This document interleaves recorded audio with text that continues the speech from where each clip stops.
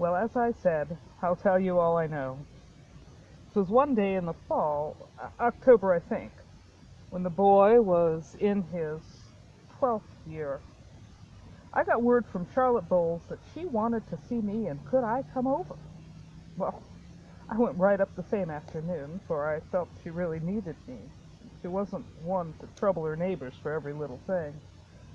The minute I saw her face, I knew something pretty serious had happened. "What is it, Charlotte?" I says.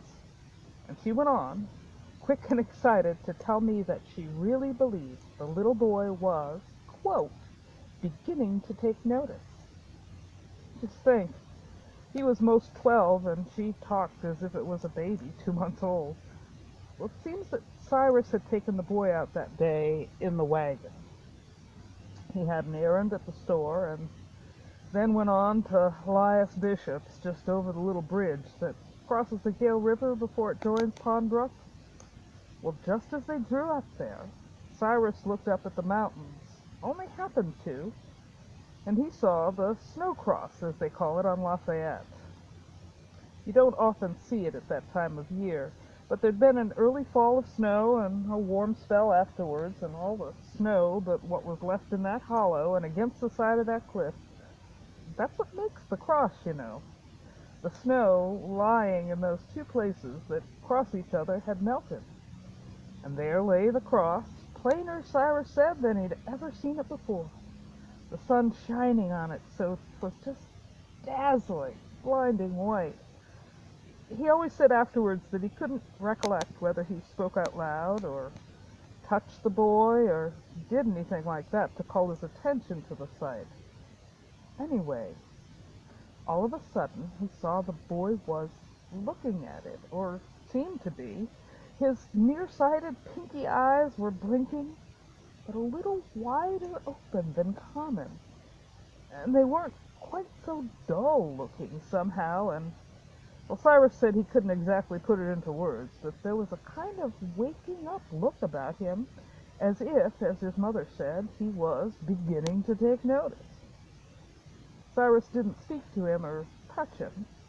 He just waited to see what the boy would do. He didn't do anything at first, but blink his eyes and look at that shining thing way up there on the side of old Lafayette. He was so still and kept his eyes fixed there so long that after a spell Cyrus was kind of frightened. So instead of stopping in at Lias's, as he was going to be, he turned that horse right around and drove home. And as they started, the boy turned his head round and kept his eyes on that cross on the mountain till it was out of sight. That don't seem like a very wonderful thing to you, maybe, but it did to Cyrus, and to the rest of us, too. For the boy had not, in all those 11 years, as far as we knew, turned his head to look at anything or anybody before. Still, I didn't make as much of it as Charlotte did. I asked her how the boy had gone on since he came home, if he'd appeared in any ways different or anything. She said he hadn't, as she could see. "Where's he now?" I asked her. She said he was in his old place at the back door. Well, I thought I'd like to look at him and see if I noticed any change in him, so we went through the kitchen and into the back entry, and the door was open. The boy sitting outside on the top step. He looked just the same as common, as far as I could see, only maybe sitting up a mite straighter, more as if he was looking at something he really saw, but his eyes were half shut up still and blinking. I could see them, for I went right up the side of him without his knowing, and I thought they had a little more seeing, waked up look in them, that was all. But while we were standing there, his mother and me, I'll never forget it to my dying hour, because of what came afterwards, he moved his arms, that were hanging down, sort of limp as they commonly did. He began to lift them. Slow and slow they went up. He wasn't used to moving his limbs much, till in a minute or so they were standing out from his shoulders, and there they stayed. It was just singular to see it. He never having used his arms any to speak of before, and though I didn't see any particular meaning to what he was doing, and his mother didn't either. But she was worked up and nervy seeing the boy do this thing, so different from anything he'd ever done before, that she ran up to him and put her hand on his arm. I didn't think he'd pay much attention to that, as Charlotte never looked for it either, but as soon as she touched him, that boy turned his head and just gave her a look. Oh, such a look! I shouldn't have called it a smile exactly, but his mother did. "He's smiling at me," she says, quick and earnest, but softly, not to start him. Oh, see him smiling at me just like other boys. He was real still, keeping his two arms stretched out stiff and straight, all the time looking up at his mother with what she called a smile. It seemed so different from common that I think Charlotte was a mite scared, and she says to me, "Oh, go call his father." And I ran out to the field where Cyrus was at work, and I called him. The boy had put down his arms when we got back, but as far as his father came up in front of him, he seemed to see him. Anyway, he turned his face up toward him, and that sort of lighting up look came over it, and again he stretched out his arms. Cyrus was pleased and interested, but he took it more as a man does, and wasn't quite as excited as Charlotte was. I went over home after that, but I know, his mother told me, that the boy stretched out his arms 2 or 3 times after that before night. And after he'd gone to bed, they found him lying that way, fast asleep, but with that pleasant, friendly look his mother called smiling, staying all the time on his feet. I don't think she had any notion that first day, or maybe for 2 or 3 days after, of what he meant by that movement of his two arms. It was a few days after that, Cyrus said he meant to take the boy to ride again. It had done him so much good. He took him, and they went up Notch way as they did before. When they came in sight of the mountains and Lafayette, Cyrus looked up to see if there was any snow left. But the warm spell had kept on, and there were only a few little patches of white there. You couldn't make any cross out at all. But Cyrus saw that the boy was looking up where it had been, just as he did that other time. His eyes opened a little wider, and that pleasant look lighted up his face, and he stretched out his two arms. I think maybe a little notion of what the boy meant came into Cyrus's head that minute, but it was Charlotte put it into words first when her husband was telling her about it when they got back. "He's trying to make the snow cross," she says, almost crying. "He's copying that cross on Lafayette." And he was. We all came to see it pretty soon, though I can't hardly tell how we knew it. He kept making that motion after that, by spells, and often when he did it he'd look up at Lafayette, or where it ought to be, till at last we were all sure what he was copying or trying to copy. I find now, as I try to recollect back and tell it all to you, that I can't follow things along in just the very order they happened after this. It's a good way back, you know, and of course I never kept any written account of it. But I am sure of one thing. It was the very day after his father took the boy out the second time in sight of Lafayette that he asked his mother for white clothes. He couldn't ask her in words, but he made her understand somehow. It's easy to make mothers understand that he wanted his clothes all white. She told me he pointed to her white apron and to the white tablecloth and to some white things bleaching out on the grass in the sunshine, and then he stroked his own clothes and stretched out his arms and looked at his mother real earnest and wishful.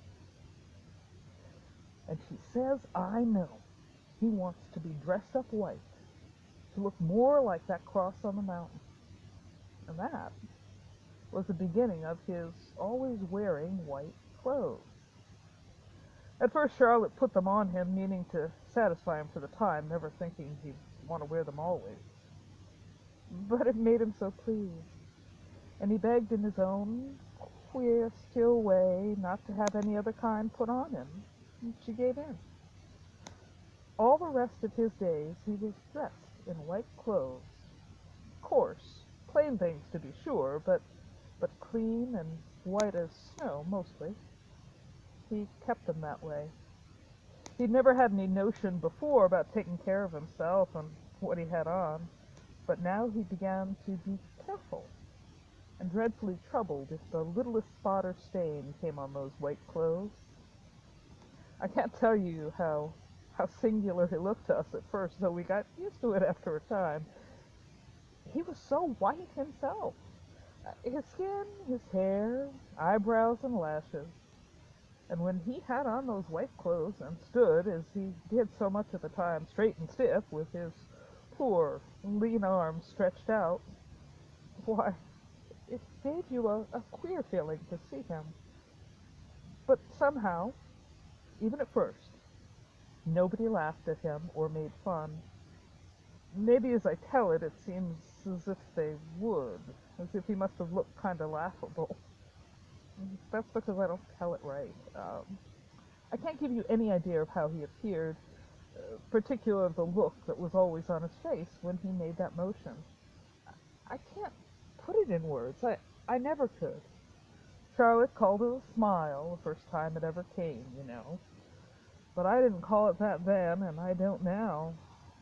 It was just a brightening up of his eyes and face that had always been so dead before, and a sort of loving, pleasant, friendly look. And above all, it was so in earnest, as if his whole heart and soul were in it, as if it meant, to him anyway, something so particular, so important, his standing there with his arms stretched out. Aunt Phronsie Jessamine, a dear old woman that you don't remember, she died before you ever came to Franconia, she used to say that the boy looked to her as if he was carrying something very careful, something he had set a good deal by. Said he looked as if he was proud and pleased to do it, but most afraid. Anybody, nobody laughed at him, not even the boys, and Franconia boys are just as full of mischief as other boys. I see now that I ought to go back a little. I've known this story myself, you see, from the very beginning, and I keep forgetting. It's all new to you. I ought to have said before that from the very minute the boy first reached out his arms and had that new live look on his face, he was all changed and different. You might almost say he was another boy, not the same one at all. It was more like being born over him than anything I ever saw. Of course, we didn't see it all at once, but a little at a time as things brought it out, but it was there from the very first minute. The other boy, the old one we had known for more than 11 years, had always been a trouble and a trial to every living soul around him. This new boy was a comfort and a blessing to all of us. He began to use his limbs for other things besides making that motion, for helping kind and useful things. Seemed as if he could see before you hardly knew it yourself if you wanted some little thing done. And he'd do it. So quiet and easy, not fussy to call attention to it, nor looking to be thanked. He'd only just do it. And always, every single time, either just before or just after he'd help you, he'd stretch out his arms and look at you with that, well, what his mother called a smile. Maybe 'twas that first put into his mother's head that the shape of that sign on the mountain had some real meaning to him. You see, it was quite a spell before we understood any of the real inside meaning to the change in the boy. Even his mother, who knew him best of all, though, as I said, she was the first to see when he put his arms out that way, that he was trying to make that cross on the mountain, even she didn't understand the rest. The particular shape of what he'd seen had any wonderful meaning, any more than if it was a circle or a square or a catty-cornered thing. Why shouldn't take that in all first off? 'Twas only when we all saw the difference in him, the new altered boy he'd been born into, as you might say, that some of us, Charlotte first, began to think what that shape on the mountain stood for and what it meant, or at any rate what it ought to mean to all of us. But how could it mean anything to that boy? I've told you what he was, just a half-blind, dumb, stupid boy. He'd never seemed to take an idea of any kind into his poor silly head. He'd never been in a church or heard a sermon, never read a word of scripture or a pious book, learned a hymn or an answer out of the catechism. He had never, in fact, made use of any of what we call stated means of grace. So it isn't any wonder that it was a long spell before we could believe there was any spiritual meaning in the boy's copying with his outstretched arms that white sign or figure on the side of Lafayette. Fact is, there were only a few of us at first that thought he really meant to copy it or meant anything at all by that queer moving of his arms. He kept doing it now, as I said, over and over throughout the day, and nighttime too, for his mother said she often found him lying that way in his sleep. She was the first to think there was an inside meaning, but it wasn't very long before most everyone took up that idea. You'd have done it yourself if you'd been there and seen him day after day. It was only that one shape or figure that interested him, and he looked for that and found it too in lots and lots of things. You wouldn't think there were so many articles in the world shaped like that. He'd come in some spring day, his hands full of those little flowers, the ones that make the pastures all whitey blue, eyebrights, you call them. That lady that boarded at Miss Peabody's said they were Quaker ladies, and Dr. Dudley gives them the name of Innocents. I had an aunt from Connecticut that always called them Venus's Prides. But whatever their name is, there are always plenty of them here in May and June, and the boy would always pick them. He seemed to set so much by them, and he'd always stretch his arms out when he saw them. So we began to see that, look at it close, every one of those little flowers made a kind of cross, and he knew it. There are 4 little parts, to the posy part. Hold it one way, they make an up and down piece and 2 arms, like a little whitey blue cross. There were lots of posies that way, besides. Mustard and watercress and even that common little pepper grass. Why, you'd see after he made you take notice that they were all just lots and lots and lots of little bits of crosses, and he loved them all. Seemed to me he loved everything and everybody now. The queerest thing was the creatures. The horses and dogs and cats and sheep found out the change so quick. I told you you'd never liked them or treated them well, and they always kept a safe distance from you. But we saw pretty soon now that they'd found out how different he was and set everything by him. They were always round him, rubbing their heads against him, whinnying or barking or purring or lowing or baaing when he came nigh. And he'd stroke or pat or smooth them. He'd even bring them victuals or drink, always, every single time, making that singular motion of stretching out his arms. So all the creatures about the farm, and at the neighbors too, got to know that sign, and felt it meant something good and comforting for themselves.